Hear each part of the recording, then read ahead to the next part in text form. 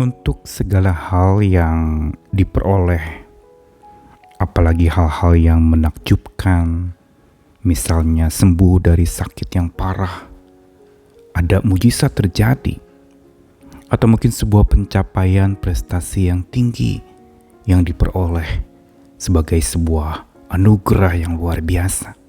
Biasa sekali kalau seseorang bersyukur untuk hal itu. Dan syukurnya pasti makin hebat, makin kuat bila yang diberikan itu adalah sesuatu yang hebat, yang sangat dahsyat. Namun satu hal yang paling penting dalam sebuah ucapan syukur sesungguhnya bukan sekedar bilang terima kasih.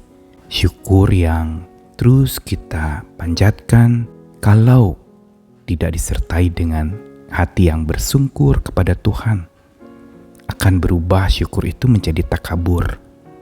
Seolah sudah mencapai satu prestasi atau mendapatkan kesembuhan, lupa siapa pemberinya.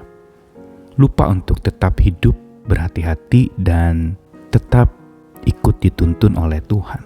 Dan ketika takabur yang menguasai setelah seorang bersyukur, maka syukurnya itu akan menjadi mubazir.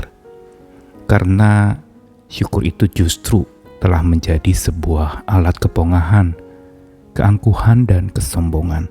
Karenanya kita perlu belajar untuk bagaimana setelah bersyukur kita tetap merendah, kita tetap bersungkur, kita tetap mau hidup seturut dengan jalan Tuhan.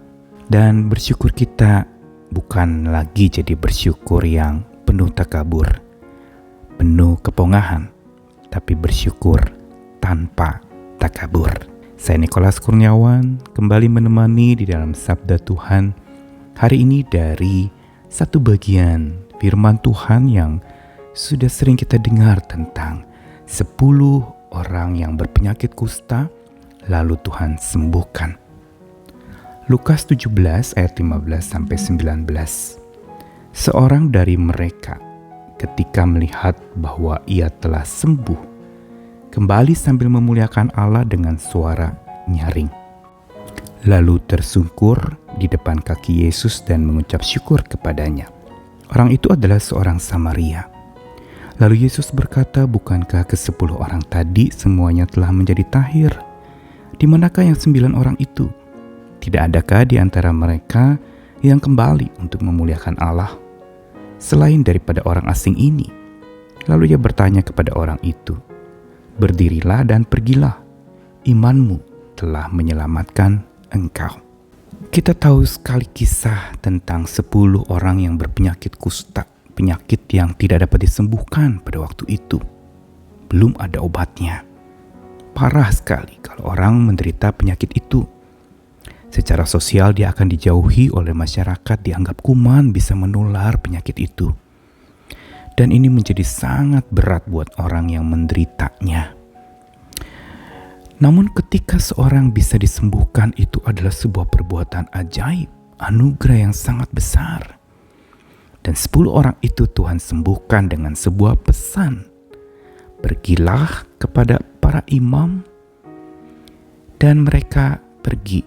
Sambil berjalan menuju imam, mereka menjadi tahir. Namun sayangnya dari 10 itu hanya 1 yang kembali kepada Yesus, yang memberi perintah untuk datang kepada imam. Yesus yang menyembuhkan itu justru diabaikan oleh 9 orang yang sudah sembuh. 1 yang datang adalah justru orang asing, orang Samaria, yang berbeda suku dengan orang-orang Yahudi pada waktu itu. Di sini ada satu teguran Yesus yang bertanya, kemanakah 9 orang yang lain? Tidak adakah yang memuliakan Tuhan?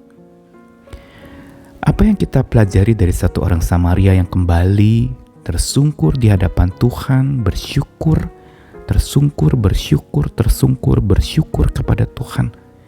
Ini menjadi sebuah pesan penting tentang makna ucapan syukur yang Tuhan kehendaki. Yaitu bukan syukur yang sekedar dipesta porakan, bukan sekedar syukur yang dirayakan dengan berbagai macam langkah-langkah tanda terima kasih itu, tetapi justru bersyukur yang dengan tersungkur, bersyukur yang diikuti oleh sikap taat, bersyukur yang ditandai dengan sebuah komitmen. Saya ingin terus ikut akan tuntunan Tuhan. Bersyukur tanpa takabur adalah sebuah bersyukur yang Tuhan kehendaki. Bersyukur yang penuh sikap hati yang tersungkur, mau ikut Tuhan, makin sembah Tuhan, merendah di hadapan Tuhan. Inilah bersyukur yang memuliakan nama Tuhan, dan inilah yang Tuhan perkenankan. Bersyukur dengan hati tersungkur. Sekarang bagaimana kalau kita bersyukur? Apakah sekedar bilang terima kasih? Atau untuk sebuah perbuatan ajaib kita hanya sekedar mengatakan terima kasih kepada Tuhan tanpa diikuti komitmen apa-apa? Setiap ucapan syukur yang berasal dari hati seorang hamba, maka itu menjadi ucapan syukur yang makin membuat seorang makin taat, makin mau dituntun oleh Tuhan. Setelah dia lantunkan limpah ruah ucapan syukur kepada Tuhan, dia sujud, bersembah, merendah, tersungkur, dan makin mau dan rela untuk dituntun oleh Tuhan. Inilah bersyukur yang benar. Mari kita terus bersyukur tanpa takabur, tapi bersyukur dengan penuh sungkur. Tetap taat dan makin mau ikut Tuhan lebih dalam lagi, karena cinta Tuhan yang begitu dalam sudah dinyatakan, anugerahnya yang begitu besar sudah dibagikan, dan keajaiban-keajaiban yang Dia nyatakan itu sungguh membuat hati kita makin patuh dan tunduk kepada Dia yang Maha Kuasa. Tuhan mengasihi kita sekalian. Tidak ada alasan untuk kita tidak bersyukur. Setiap hari, setiap saat pasti ada yang patut kita syukuri. Bersyukurlah tetap dengan hati yang selalu tersungkur kepada Tuhan, merendah dan sembah Dia, muliakan Dia, dan mau dituntun olehnya. Tuhan mengasihi kita sekalian. Amin.